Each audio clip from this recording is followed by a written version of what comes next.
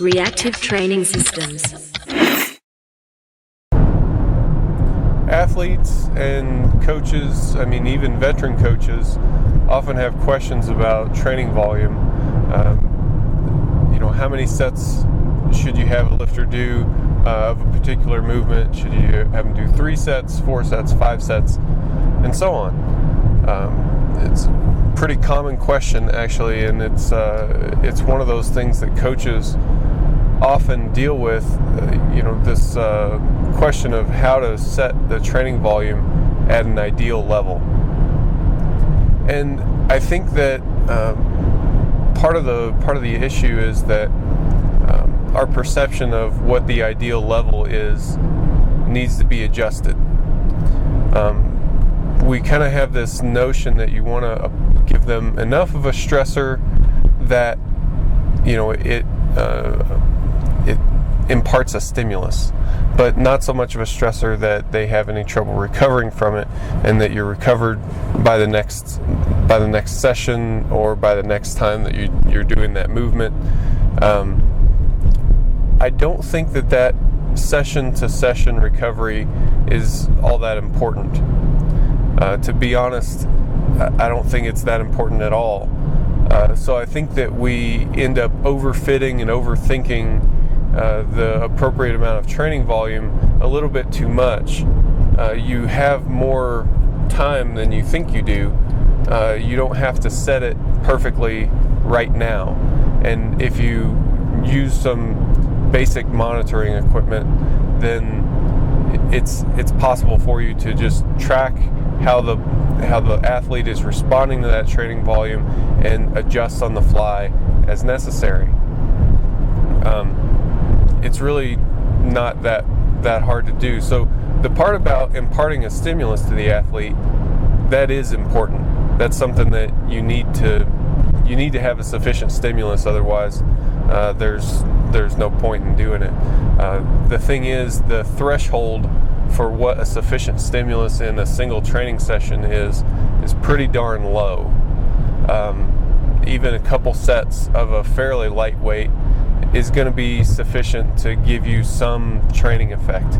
Now, it may not be very much of a training effect, but if you stack a bunch of those sessions together and do a very high frequency program, then your overall training volume is enough that the net stimulus is good, and it's also a stimulus that you can recover from.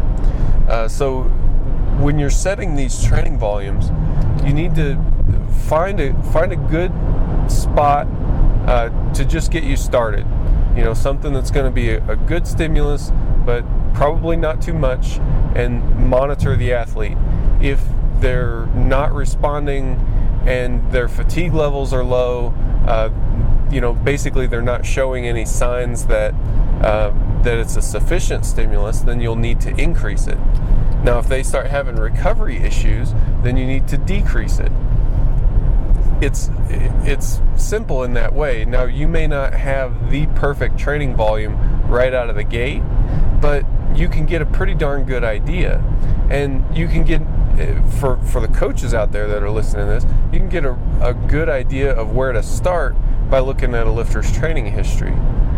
So if they started out by doing, say, one of the stock CHO programs and got good results, and then followed it up with 531 and had terrible results, well, CHO's got quite a bit more volume in it than 531, and it's not unreasonable to figure that difference in volume drove a great deal of the difference in responses. So what you would do in a case like that, you would start your volume more on the CHO end of things than on the 531 end of things, and see how they respond to it.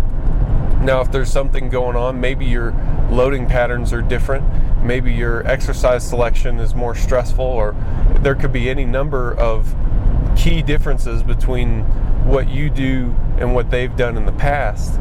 But that gives you a solid start. And from there, you can monitor athlete responses and make adjustments, which is really what a coach's whole job is. We know that magic programs don't exist. So the way to find the magic, or as close to it as you're going to get, is to do just that. You got to monitor and adapt.